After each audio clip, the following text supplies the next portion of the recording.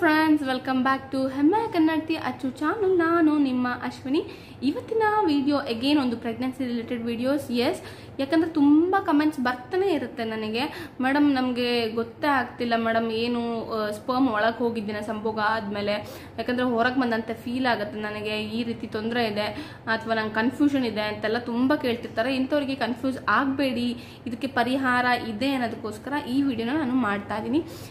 ಏನಂದರೆ ನೀವು ಸಂಭೋಗ ಮಾಡಿದ ಮೇಲೆ ನಿಮಗೆ ಏನು ಸ್ಪರ್ಮ್ ಅಥವಾ ನಿಮ್ಮ ಸೆಮನ್ ವಾಟರ್ ಹೊರಗೆ ಬಂದಂಗೆ ಫೀಲ್ ಆಗುತ್ತೆ. ಅದು ನಿಜವಾಗ್ಲೂ ತಪ್ಪು ಕಲ್ಪನೆ. ಯಾಕಂದರೆ 1.5 ml ಇಂದ 5 ml ಸೆಮನ್ನಲ್ಲಿ ನಮಗೆ 200 ರಿಂದ 500 ಮಿಲಿಯನ್ ಗಂಟ ಸ್ಪರ್ಮ್ ಇರುತ್ತೆ ಫ್ರೆಂಡ್ಸ್. ತಿಳ್ಕೊಳ್ಳಿ, 200 ರಿಂದ 500 ಮಿಲಿಯನ್ ಸ್ಪರ್ಮ್ಸ್ ಇರುತ್ತೆ. ಸೊ ನೀವೇನು ಅನ್ಕೊಂತಿದ್ದೀರಾ, ನಿಮಗೇನು ಅಷ್ಟು ಸ್ಪರ್ಮ್ ಅವಶ್ಯಕತೆ ಇಲ್ಲ ನಾವು ಪ್ರೆಗ್ನೆಂಟ್ ಆಗಲಿಕ್ಕೆ. ಒಂದೇ ಸ್ಪರ್ಮ್ ನಮಗೆ ಬೇಕಾಗಿರೋದು. ಸೊ ಖಂಡಿತವಾಗ್ಲೂ ಯಾವ್ದಾದ್ರು 1-2 ಸ್ಪರ್ಮ್ ಒಳಗೆ ಹೋಗುತ್ತೆ, ಹೋಗ್ದಂಗಂತೂ ಇರಲ್ಲ. ಎಲ್ಲ ಸ್ಪರ್ಮು ಎಷ್ಟಿರುತ್ತೆ ಗೊತ್ತಾ, ತುಂಬ ಸ್ಪರ್ಮ್ ಒಳಗೆ ಹೋಗುತ್ತೆ. ಬಟ್ ಪೈಪೋಟಿ ಬಿದ್ದು ಯಾವ ಥರ ಸ್ಪರ್ಮ್ ಸ್ಪೀಡ್ ಜಾಸ್ತಿ ಇರುತ್ತೆ, ಯಾವ ಸ್ಪರ್ಮ್ ತುಂಬ ಹೆಲ್ದಿಯಾಗಿರುತ್ತೆ, ಆ ಸ್ಪರ್ಮ್ ಏನಾಗುತ್ತೆ ಹೋಗಿ ಫಸ್ಟ್ ಫೈಟ್ ಮಾಡಿಕೊಂಡು ಹೋಗಿ ಹೆಗ್ಗಿಗೆ ಅಟ್ಯಾಚ್ ಆಗುತ್ತೆ. ಸೊ ನಿಮಗೆ ಏನೋ ಹೊರಗೆ ಬಂತು ಅಂದ್ರೂ ಎಲ್ಲ ಹೊರಗೆ ಬಂದಿರಲ್ಲ ನನ್ನ ಪ್ರಕಾರ, ಸ್ವಲ್ಪನಾರು ಒಳಗೆ ಹೋಗಿ ಇರುತ್ತೆ ಸ್ಪರ್ಮ್. ಸೊ ಈ ಕನ್ಫ್ಯೂಷನ್ ಬೇಡ, ಈ ಭಯ ಬೇಡ. ನಿಮ್ಗೆ ಸ್ಟಿಲ್ ಭಯ ಆಗುತ್ತೆ ಅಂದರೆ ಅದಕ್ಕೆ ಪರಿಹಾರ ಕೂಡ ನಾನು ಈ ವಿಡಿಯೋಲಿ ತಿಳಿಸ್ತೀನಿ ಖಂಡಿತವಾಗ್ಲೂ. ಸೊ ಫಸ್ಟ್ ಕಾನ್ಸೆಪ್ಟ್ ಇದು ತಿಳ್ಕೊಳ್ಳಿ, ಯಾಕಂದರೆ ನೀವು ಈ ಭಯ ಇರಬಾರ್ದು ನಿಮಗೆ. ಏನು ಎಲ್ಲ ನೀವು ಅವ್ರದ್ದೇ ಏನೋ ಸ್ಪರ್ಮೇ ಬರ್ತಿಲ್ಲ ಅನ್ನೋದಲ್ಲ, ಸ್ಪರ್ಮ್ ಬರ್ತಿರುತ್ತೆ. ಬಟ್ ಅಲ್ಲಿ ಓವ್ಯುಲೇಷನ್ ಆದಮೇಲೆ ನಿಮಗೆ ಸ್ಪರ್ಮ್ ಅಟ್ಯಾಚ್ ಆದಾಗ ನಂತರ ಇಂಪ್ಲಾಂಟ್ ಆಗಬೇಕಾದ್ರೆ ಫೇಲ್ ಆಗ್ತಿರ್ಬೋದು. ನಿಮ್ಮಲ್ಲಿ ಹೇಳೋಕ್ಕಾಗಲ್ಲ ಸ್ಪರ್ಮೇ ಹೋಗ್ತಿಲ್ಲ ಅಂತ ಅಲ್ವಾ. ಸೊ ಇಂಪ್ಲಾಂಟೇಷನ್ ಬಗ್ಗೆ ಆಗಿರ್ಬೋದು, ಇಲ್ಲ ಓವ್ಯುಲೇಷನ್ ಬಗ್ಗೆ ಆಗಿರ್ಬೋದು, ನಾನು ಆಲ್ರೆಡಿ ವಿಡಿಯೋ ಹಾಕಿದ್ದೇನೆ, ಅದನ್ನು ದಯವಿಟ್ಟು ಚೆಕ್ ಮಾಡಿ. ಇನ್ನೂ ಯಾರು ಚೆಕ್ ಮಾಡಿಲ್ಲ ಅಂದರೆ ಇಂಪ್ಲಾಂಟೇಷನ್ ಆಗೋದು ತುಂಬಾ ಮುಖ್ಯವಾದ ಫೇಸ್ ಪ್ರೆಗ್ನೆನ್ಸಿಲಿ. ಯಾಕಂದರೆ ಸಕ್ಸಸ್ಫುಲ್ ಪ್ರೆಗ್ನೆಂಟ್ ಆಗೋಕ್ಕೆ ಇವನ್ ಸ್ಪರ್ಮ್ ಕೂಡ ಒಳಗೆ ಹೋಗಿರುತ್ತೆ, ಇವನ್ ನಿಮ್ಮಲ್ಲಿ ಕೂಡ ಎಗ್ ಮೆಚೂರ್ ಆಗಿ ಎಗ್ ಎರಡೂ ಸೇರಿರುತ್ತೆ. ಬಟ್ ಇಂಪ್ಲಾಂಟ್ ಆಗೋದಿದೆಯಲ್ಲ ಅದು ತುಂಬಾ ಮುಖ್ಯ ಫ್ರೆಂಡ್ಸ್.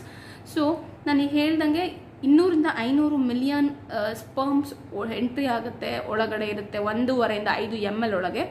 ಸೊ ಏನು ಅಂದರೆ ನಿಮ್ಮ sperm quality and speed main important.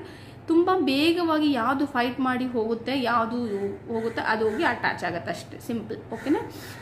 So ಈಗ ನಿಮಗೆ ಈ ರೀತಿ ಕನ್ಫ್ಯೂಷನ್ ಇರುತ್ತೆ, ನನಗೆ ಏನು ಒಳಗಡೆ ಹೋಗ್ತಿದ್ಯಾ ಇಲ್ವೋ ಅಂತ ಗೊತ್ತಾಗಲ್ಲ ಅನ್ನೋರಿಗೆ ನಾನು ಸೊಲ್ಯೂಷನ್ಸ್ನ ಕೊಡ್ತೀನಿ ಕೆಲವೊಂದು. ಏನಂದರೆ ನೀವು ಸಂಭೋಗ ನಡೆಸೋಕ್ಕೆ ಮುಂಚೆ ನಿಮ್ಮ ಹಿಪ್ ಕೆಳಗಡೆ ಏನಿದೆ ಅಲ್ಲಿ ನೀವು ಪಿಲ್ಲೋಸ್ನ ಇಟ್ಕೊಂಡು ಸ್ವಲ್ಪ ಹೈಟ್ ಮಾಡ್ಕೊಳ್ಳಿ. ನಾನು ಈ ಪಿಕ್ಚರ್ ಹಾಕ್ತಾ ಇದ್ದೀನಿ, ಈ ಥರ ಹಿಪ್ ಕೆಳಗಡೆ ಪಿಲ್ಲೋನ ಹಾಕಿ ಹೈಟ್ ಮಾಡ್ಕೊಳ್ಳಿ. ಸೊ ನಿಮಗೆ ಏನಾಗುತ್ತೆ ಒಳಗಡೆ ಹೋಗುತ್ತೆ, ಯಾವುದು ಹೊರಗೆ ಬರಲ್ಲ. ತಕ್ಷಣ ತೆಗಿಯೋಕ್ಕೆ ಹೋಗಬೇಡಿ, ಇದು ಒಂದು ಸೊಲ್ಯೂಷನ್. ಇದನ್ನು ಬಿಟ್ಟರೆ ನಮ್ಮ ಯೋಗಾಸನದಲ್ಲಿ ಲೆಗ್ ಅಪ್ ದ ವಾಲ್ ಅಂತ ಒಂದು ಆಸನ ಇದೆ. ಈ ಆಸನ ತುಂಬಾ ಹೆಲ್ಪ್ ಮಾಡುತ್ತೆ ಕನ್ಸೀವ್ ಆಗಲಿಕ್ಕೆ ಅಂತ ಇದೆ. ಸೊ ಇದ್ರ ಬಗ್ಗೆ ನಾವು ತಿಳ್ಕೊಳ್ಳೋಣ. ಲೆಗ್ ಅಪ್ ದ ವಾಲ್ ಅಂದರೆ ಏನು ಅಂತ ನೋಡ್ತಿರ್ಬೋದು, ನಾನು ಪಿಕ್ಚರ್ ಹಾಕ್ತಿದ್ದೀನಿ. ಸೊ ಇಲ್ಲಿ ಕಾಲನ್ನ ನೀವು ತಲೆ ಕೆಳಗೆ ಮಾಡಿ ನಿಲ್ಲಬೇಕಾಗತ್ತೆ, ಯಾವ್ದಾದ್ರು ಸಪೋರ್ಟ್ ತೊಗೊಂಡು ವಾಲಿಗೆ, ಅಥವಾ ನೀವೊಂದು ಚೇರ್ ಮೇಲೆ ಇರ್ಬೋದು, ಈ ರೀತಿ ಯಾವ್ದಾದ್ರು ಒಂದು ಸಪೋರ್ಟ್ ತೊಗೊಂಡು ನಿಲ್ಲಬೇಕಾಗತ್ತೆ. ಸೊ ಇಲ್ಲಿ ಹೇಗೆ ಅದು ನಮಗೆ ಫರ್ಟಿಲಿಟಿಗೆ ನಮಗೆ ಹೆಲ್ಪ್ ಮಾಡುತ್ತೆ ಅಂದರೆ, ನಾವು ತಲೆ ಕೆಳಗೆ ನಿಂತಾಗ ಸರ್ಕ್ಯುಲೇಷನ್ ಕೆಳಗಡೆಯಿಂದ ತಲೆಗಾಗುತ್ತೆ, ಕಾಲಿಂದ ತಲೆಗೆ.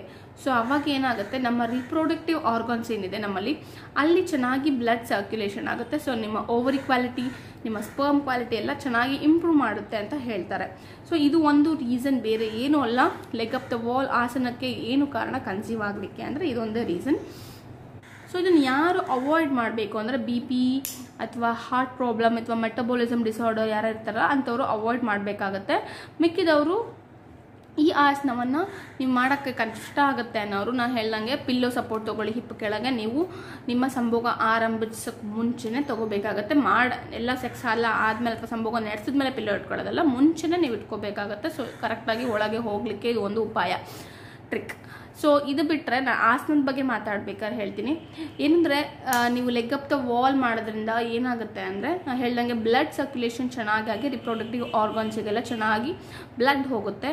ರೀತಿಯ ಹಾರ್ಮೋನಲ್ ಬ್ಯಾಲೆನ್ಸ್ ಎಲ್ಲ ಇಂಬ್ಯಾಲೆನ್ಸ್ ಎಲ್ಲ ಇರ್ತಲ್ಲ, ಅವಾಗ ಬ್ಲಡ್ ಸರ್ಕ್ಯುಲೇಷನ್ ಚೆನ್ನಾಗಿ ಆಗ್ತಿರಲ್ಲ. PCOD PCOS ಇರೋರು ಇರ್ಬೋದು, ಅಥವಾ ಮೆಟಬಾಲಿಸಮ್ ಡಿಸಾರ್ಡರ್ ಇರ್ಬೋದು, ಅವ್ರಿಗೆಲ್ಲ ಏನಂದರೆ ಬ್ಲಡ್ ಸರ್ಕ್ಯುಲೇಷನ್ ಮೇನಾಗಿ ಚೆನ್ನಾಗಿ ಆಗಲ್ಲ ರಿಪ್ರೊಡಕ್ಟಿವ್ ಆರ್ಗನ್ಸಲ್ಲಿ. ಸೊ ಹಾಗಾಗಿ ಈ ಆಸನ ಮಾಡೋದ್ರಿಂದ ಈ ಸರ್ಕ್ಯುಲೇಷನ್ ಚೆನ್ನಾಗಿ ಅದಕ್ಕೆ ಚೆನ್ನಾಗಿ ವರ್ಕ್ ಆಗುತ್ತೆ ಅಂತ ಹೇಳ್ತಾರೆ. ಈ ಆಸನನ ನೀವು ನಿಮ್ಮ ಸಂಭೋಗ ಆದಮೇಲೆ ಮಾಡಬೇಕಾಗತ್ತೆ ಫ್ರೆಂಡ್ಸ್. ಆಸನ ಮಾಡೋರು ಇಲ್ಲೋ ಸಪೋರ್ಟ್ ತೊಗೊತೀನಿ ಆಸನ ಮಾಡೋಕ್ಕೆ ಕಷ್ಟ ಅನ್ನೋರು ಅದನ್ನು ಮುಂಚೆನೇ ಮಾಡಬೇಕು, ಓಕೆನಾ. ಸೊ ಆಸನವನ್ನು ಅಟ್ಲೀಸ್ಟ್ 5 ನಿಮಿಷವಾರು ಮಾಡಲೇಬೇಕಾಗತ್ತೆ ನೀವು ವಾಲಿಗೆ ಲೆಗ್ ಅಪ್ ದ ವಾಲ್ ಆಸನವನ್ನು. ಸೊ ಇದರಿಂದ ನಿಮಗೆ ಏನು ಒಳಗಡೆ ಹೊರಗೆ ಹೋಗಿದ್ದ ಫೀಲಿಂಗ್ ಎಲ್ಲ ಬರೋದಿಲ್ಲ. ಖಂಡಿತವಾಗ್ಲೂ ಇದನ್ನು ರಿಮೂವ್ ಮಾಡುತ್ತೆ. ಈ ನಿಮ್ಮಲ್ಲಿರ್ತಕ್ಕಂಥ ಕನ್ಫ್ಯೂಷನ್ನ ಹೆಲ್ಪ್ ಮಾಡುತ್ತೆ ರಿಮೂವ್ ಮಾಡಲಿಕ್ಕೆ ಅಂತ ಹೇಳ್ತೀನಿ. ಈ ಆಸನವನ್ನು ಬರೀ ಹೆಣ್ಮಕ್ಳೇ ಮಾಡಬೇಕು ಅಂತ ಇಲ್ಲ, ಈವನ್ ಮೆನ್ಸ್ ಕೂಡ ಮಾಡ್ಬೋದು. ಅವರಿಗೂ ಕೂಡ ಯಾವ್ದಾದ್ರು ರಿಲೇಟೆಡ್ ಅವ್ರಿಗೂ ಕೂಡ ಯಾವ್ದಾದ್ರು ಸೆಮನ್ ರಿಲೇಟೆಡ್ ಅಥವಾ ಸ್ಪರ್ಮ್ ರಿಲೇಟೆಡ್ ಇಶ್ಯೂಸ್ ಎಲ್ಲ ಇತ್ತು ಅಂದರೆ ಸಾಲ್ವ್ ಮಾಡುತ್ತೆ ಮೆನ್ಸ್ಗೂ ಕೂಡ. ಸೊ ಗಂಡಸರು ಕೂಡ ಈ ಆಸನವನ್ನು ಮಾಡ್ಬೋದು. ಸೊ ಇವಾಗ ಬನ್ನಿ ಯಾವ ರೀತಿ ಈ ಆಸನ ಮಾಡೋದು ಅಂತ ನೋಡೋಣ.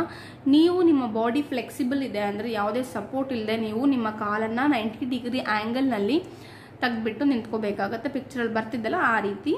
ಸೊ ನಿಮಗೆ ಇಲ್ಲ ನನ್ನ ಬಾಡಿ ಫ್ಲೆಕ್ಸಿಬಲ್ ಇಲ್ಲ, ನನಗೆ ಸಪೋರ್ಟ್ ಬೇಕು ಅನ್ನೋರು ಪಿಲ್ಲೋ ಇಟ್ಕೋಬೋದು ಅಥವಾ ಚೇರ್ ಮೇಲೆ ಇಟ್ಕೋಬೋದು, ಅಥವಾ ನೀವು ನಿಮ್ಮ ಗೋಡೆ ಮೇಲೆ ಕಾಲನ್ನ ನಿಲ್ಬೇಕಾದ್ರು ಕೂಡ ನೀವು ಯಾವ್ದಾದ್ರು ಸಪೋರ್ಟ್ ತೊಗೋಬೋದು ಹಾಕಲಿಕ್ಕೆ. ಪಿಲ್ಲೋ ಸಪೋರ್ಟ್ ಅಥವಾ ಏನಾದ್ರು ಇಟ್ಕೋಬೋದು ಹಿಪ್ ಕೆಳಗಡೆ, ಓಕೆನಾ. ಸೊ ಇಲ್ಲ ಅನ್ನೋರು ಏನು ಮಾಡಬೇಕು, ಹಾಗೆ ನೀವು ವಿತೌಟ್ ಒಂದು ಯೋಗ ಮ್ಯಾಟ್ ತೊಗೊಂಡು ಅದ್ರ ಮೇಲೆ ನಿಮ್ಮ ಕೈನ ಈ ಥರ ತೊಗೊಂಡು ಈ ರೀತಿ ನಿಮ್ಮ ಹಿಪ್ ಕೆಳಗೆ ಇಟ್ಕೊಂಡು ಕಾಲನ್ನ 90 ಡಿಗ್ರಿನ ಲೈಟಾಗಿ ನಿಧಾನವಾಗಿ ಎತ್ತಬೇಕಾಗತ್ತೆ ಸ್ನೇಹಿತರೆ.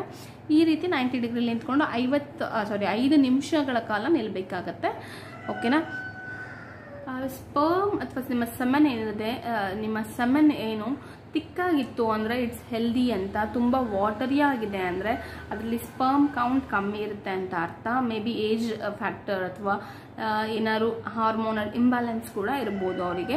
But minimum number of sperms ಸ್ವಲ್ಪ ಕಮ್ಮಿ ಇರುತ್ತೆ ತಿನ್ನಾಗಿರ್ತಕ್ಕಂಥ ಸೆಮನ್ನಲ್ಲಿ.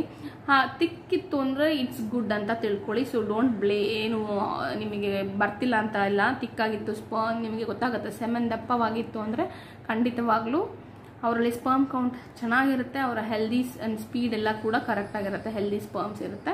ತಿನ್ನಿತ್ತು ಅಂದರೆ ಮಾತ್ರನೇ ಅದು ಸೆಮನಲ್ಲಿ ಅಥವಾ ನಿಮ್ಮ ಅಲ್ಲಿ ಸ್ವಲ್ಪ ಏನೋ ಕೊರತೆ ಇದೆ ಅಂತ ಅರ್ಥ. ಅಂಥವ್ರು ನೀವು ಡಾಕ್ಟರ್ನ ಕಾಂಟ್ಯಾಕ್ಟ್ ಮಾಡಬೇಕಾಗತ್ತೆ. ಸೊ ಇದು ಬೇಸಿಕ್ ಇನ್ಫಾರ್ಮೇಷನ್ ನಾನು ಕೊಡ್ತಿರ್ತಕ್ಕಂಥದ್ದು.